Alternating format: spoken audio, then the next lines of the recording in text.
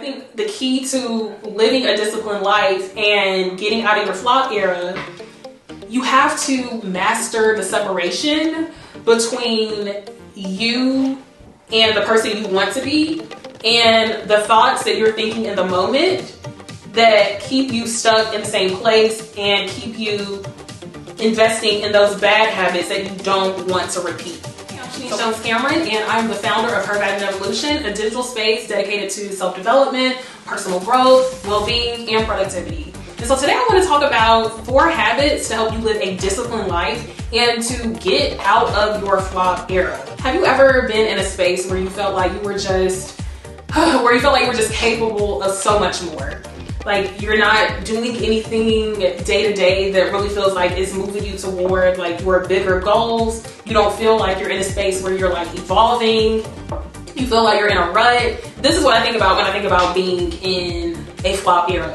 It can also be a time where you just don't really feel confident, where you're not really committed to your self-care practices. You may be doing a lot of drinking. You may have relationships that just feel kind of mid, or just relationships where you recognize like, this is not like sustainable long term, but this is where we are right now, so I'm just kind of go with it. And it's just a feeling of you could be doing more, or you could be refocusing your energy and your efforts onto tasks and into relationships that you may find a lot more fulfilling. Or it can feel like you're at a standstill with your career, or at a standstill with like a side hustle that you want to build, for example.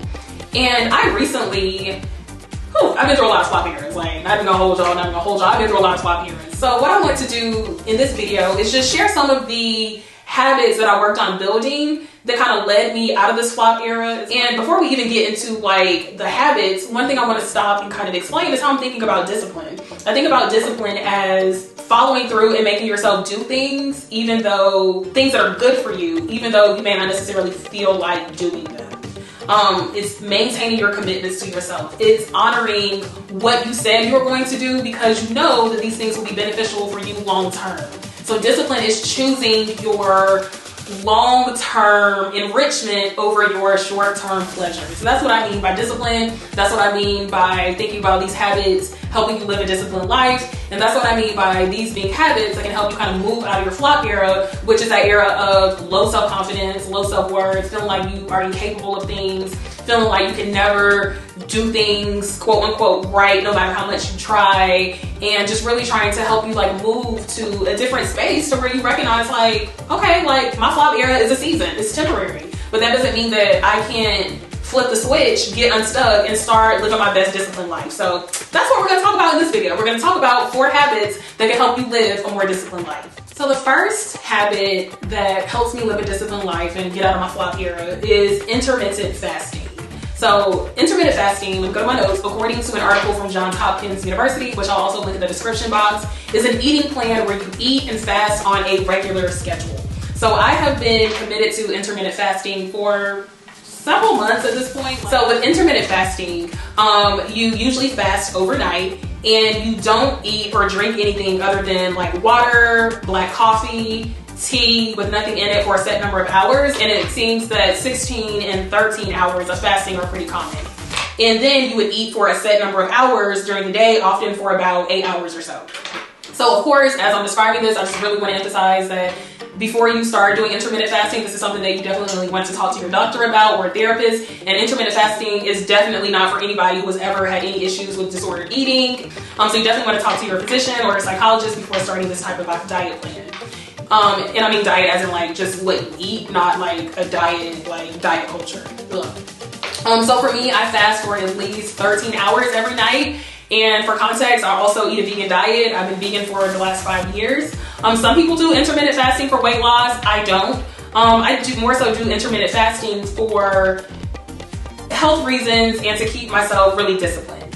So the logic behind intermittent fasting is that it gives your body enough time to complete processes like digestion and begin repairing cells and those types of processes that are beneficial from your health. Because the idea is you're not just constantly like eating food that constantly puts your body in the mode of digestion. There's other processes that are integral for your health that intermittent fasting allows your body to complete those to improve your overall health. For example, like research associates intermittent fasting with like better memory. I know personally, I've noticed like physical benefits, like my digestion is like so much more like predictable and regular. I'm not as nauseous.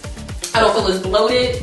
And now that I do intermittent fasting, I also recognize like I look forward to food so much more and enjoy food so much more now that I do intermittent fasting and moderate my eating habits. Like before, I would just kind of like mindlessly eat and snack and things like that. But like now that I do intermittent fasting, like I am so much more mindful of what I eat, and I'm not constantly like just relying on food and eating all the time mindlessly like I was before I started doing intermittent fasting. So of course there's these like physical benefits to intermittent fasting, but one of the probably the most profound thing that I've noticed since I started intermittent fasting are the mental and psychological changes. When you're intermittent fasting, because you're going these longer periods without eating anything, you kind of force yourself to feel hunger, right? And for me, allowing myself to feel hungry is really sobering because it alerted me to how much I was actually, and I'm not really an emotional eater like that. Like my general orientation, I oftentimes will forget to eat, to be honest, like when I get caught up in like doing a lot of work. But one of the things that I noticed is like intermittent fasting, like allowing myself to be hungry, I began to notice like the times where I would like reach for food just to kind of like soothe whatever like bad negative feeling I had in the moment. So knowing that I'm only eating from like 10 o'clock in the morning to 8 o'clock at night, it really prompts me all those times outside of those hours, it prompts me to really sit with myself and sit with those feelings and emotions that I would normally like numb or try to distract myself from if I could just reach for food to soothe stress. And I found that intermittent fasting is one of those habits that really forces you to like pull back the veil on whatever emotions are going on and whatever is going on in my head. Like as someone who has a history of anxiety and depression, like it's not always where I want to necessarily see and take inventory of what's going on in my head. But intermittent fasting like kind of forces me to really sit with myself in a way that I didn't do regularly when I wasn't intermittent fasting. And it gets so much easier as well. And for me, in my experience, intermittent fasting like gives me the sense that I am really making progress in other areas of my life, not just with my diet or with my health, but learning to sit with sadness, anger, frustration, fear, hurt, like the pain of rejection, and like all the feelings that the late night eating would be covering up, or eating as soon as my feet hit the floor in the morning when I wake up. Like not being able to do that and really sitting with myself has just really helped me build a level of like self-trust and confidence that I can handle those really raggedy emotions that I don't know that I would really be able to claim if I hadn't been sticking to intermittent fasting. So if intermittent fasting is right for you, I think it is a great tool that can help you get out of your flop era and start improving areas of your life because you are moderating your diet, sitting with your negative emotions, as well as making consistent strides to improve your overall health. So number 2, another habit that you can build to live a more disciplined life and get out of your flop era is committing to and choosing some type of movement that fits the season of life that you are in currently. So committing to some type of movement and building this habit, I found is like it's one of the keys to getting out of your flop era. So what I'm suggesting here is not like just working out all the time and exercising all the time and essentially punishing yourself for what you eat so you can have a gym body. Like, that's part of the reason why I prefer the term movement in this context over like working out and exercising, because I don't want to encourage any type of anti-fat or fat-phobic like discourse around this. At one point in my 20s when I started running, or even in my early 30s when I ran my first half marathon, like running and spending all this time doing long distance running, that was movement that fit that particular season of my life. But right now, just with all I have going on, just really being a place where I'm trying to give my body what it needs, what feels good and is sustainable, I'm not necessarily doing long distance running. I'm lifting weights for 30 minutes. I'm going for a 30-minute walk with my dog every day. That is a movement regimen that works and fits with the current season of my life that I'm in right now. And I think committing to movement is one way to signal to yourself and signal to your body that you will show up for yourself and you will give your body what it needs. It's choosing over and over again on a daily basis, perhaps 5 or 7 days a week, that you are going to go for a walk, lift weights, practice yoga, and do all of the active movement that is good for you. And so like the same way that you make meals for your kids, the same way that you take care of your kids and make them take a bath every day, it's the same energy that I think is required to really commit to movement and making sure that you are taking care of yourself in a way that's sustainable and fits the season of life that you are in. And this is not easy. Like, I know that it's not easy. For me in particular, I have kind of trained myself to recognize that whenever I say that I'm going to lift weights, for example, or practice yoga, that my brain is going to automatically go into all of the reasons why I don't feel like doing that. It's going to go into all of the reasons why I want to be doing something else, and how I had a really long day, so it's okay for me to just kind of blow this off and do something else. Like, I know. And your brain's probably gonna do that too. And I literally will tell myself, like, in my mind, internally, I'll tell myself, like, okay, I hear all of that, but this is what I'm gonna do anyway. So I think the key to living a disciplined life and getting out of your flop era, you have to master the separation between you and the person you want to be, and the thoughts that you're thinking in the moment that keep you stuck in the same place and keep you investing in those bad habits that you don't want to repeat. But the key to, I think, getting out of your flop era and being more disciplined is recognizing that the discipline is built in those moments when you don't feel like doing the long-term, the small tasks that are going to benefit you long-term. The discipline is built in those moments when you say no to that internal chatter in your brain that wants to keep you stuck in that same cycle and keep you stuck in the areas of your life where you're not exercising the most discipline.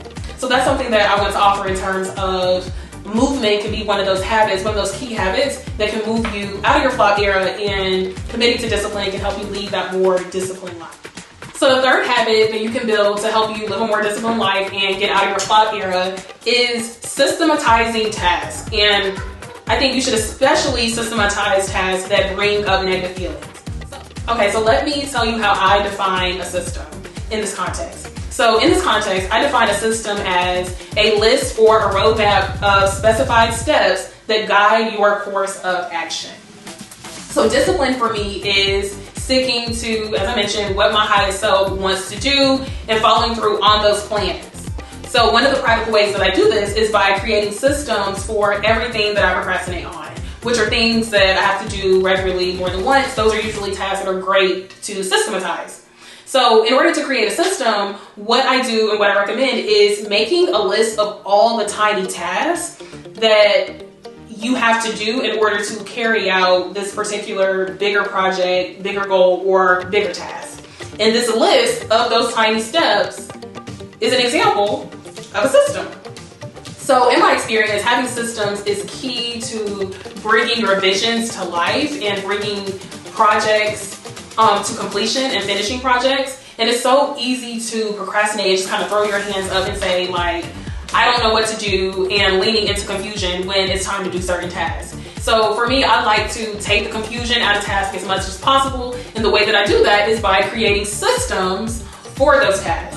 When you have a system, you literally are prescribing yourself what to do next. Because in my experience, when I was in my flop era, like, one of the ways that I kind of kept myself safe and comfortable was I would think about, like, oh, I don't know what to do next. Like, I'm confused. Like, I got so much stuff to do, I don't even know what to do, so I'm just gonna do nothing.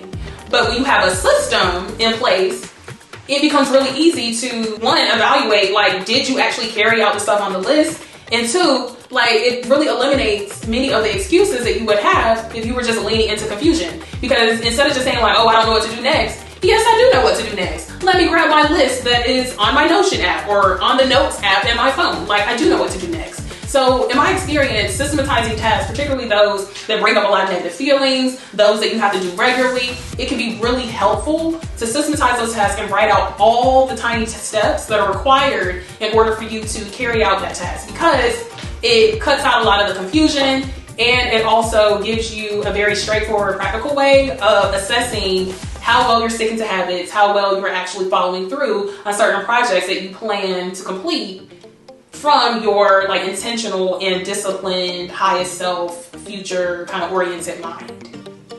So the fourth habit that I recommend if you're trying to live a disciplined life and get out of your flop era is to consume content with intention and be really mindful of the content that you are consuming. One of the ways to consume content with intention is to unfollow any social media accounts that do not feel good to your nervous system and do not align with your values. So, for example, if you are trying to align with your highest self and you know that aligning with your highest self, the highest version of yourself is going to be consuming, for example, like inspirational and aspirational content, then perhaps reading a ton of gossip blogs and gossip social media accounts is probably not going to be super aligned with your highest self. Another way to be intentional about consuming content is listening to podcasts, watching inspirational and aspirational like YouTube videos and accounts that align with your current situation and your current interests. So for example, for me,